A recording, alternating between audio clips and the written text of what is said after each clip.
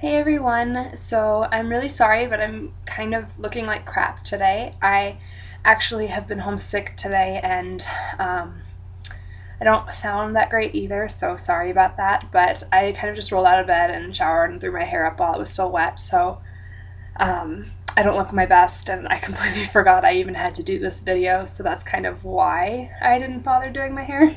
But I wanted to make sure that it got posted so you guys get to see me in all of my messy glory. This week's topic is trends in young adult literature, and my trend is werewolves. And a lot of what I have to say actually goes hand in hand with what Lauren said yesterday about vampires. And the funny thing is, vampires and werewolves actually go hand in hand in a lot of young adult literature. I'm sure most of you guys have read Twilight, and if you haven't, you're one of the few people in the world that hasn't.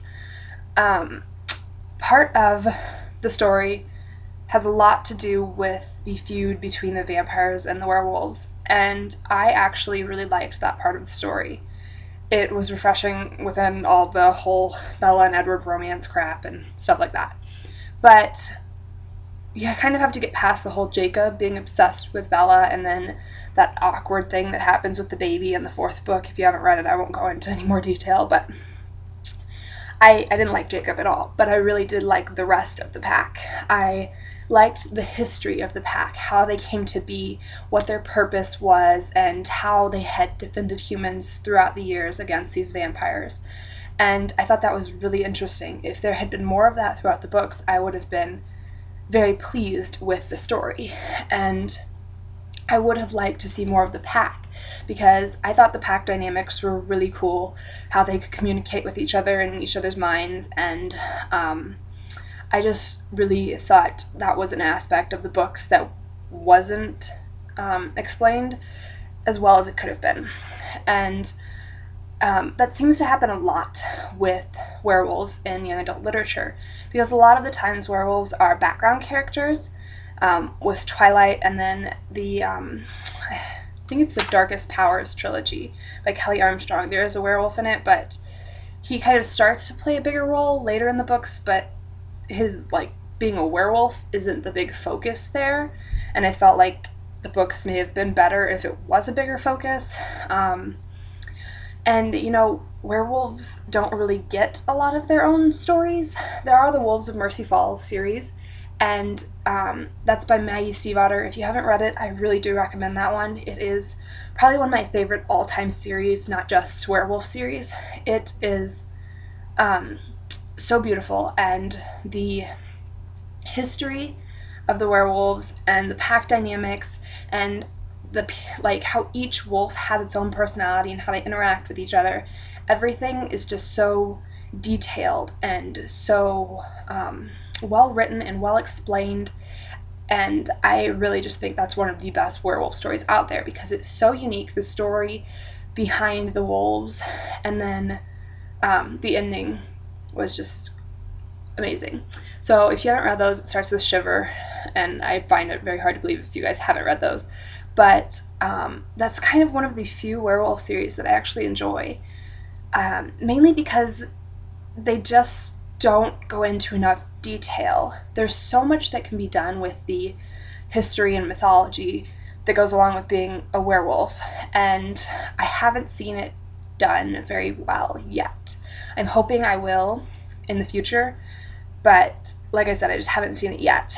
I am going to mention a couple other ones that I do like, though. First up there is the Raised by Wolves series by Jennifer Lynn Barnes. I've only read the first book, but it was really good.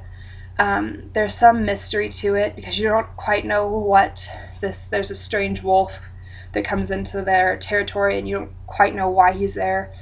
So it draws a little mystery to it, but then you also get this crazy pack of wolves that is just like a big family that is so messed up, but they still love each other, and I really liked how they interacted with each other. I don't really have anything to say about the history. Maybe the second book will kind of explain a little bit more, but I did like that one. Same with the Wereling series by Feasey. I've read the first book in that one, And it is really interesting because it's about a werewolf who's on his own. He doesn't have a pack. He is learning everything firsthand because there's nobody there to teach him what he's going through. He has no clue, and he doesn't know how to handle it, and he doesn't know what's in his future. And I thought that was a really interesting take on it because normally wolves are in packs.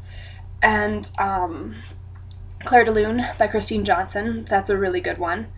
I will say Twilight was pretty good, and I have to mention this one. I haven't read it yet, but I know Harmony has, so maybe she'll comment about it. But Fateful by Claudia Gray is coming out in September, and this is the story of werewolves on the Titanic. And I think it is going to be a very interesting story because it is kind of historical fiction, but also paranormal. And I haven't really seen that done very much, so I'm really excited to read that one. And then something that I want to mention is that werewolves aren't the only wereanimals. And you don't see any other kind of wereanimals in young adult literature, but you do see it a lot in adult literature. The Sookie Stackhouse books, the Anita Blake books, the Mercedes Thompson books, they just go more in depth. And what are they?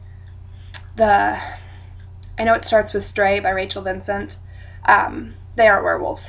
I can't remember what they are, but they aren't werewolves. But I think that's really interesting, and I'd love to see that in young adult literature, even if maybe they introduce wereanimals in a werewolf series, just to see how the different packs interact. So I'm going to stop rambling.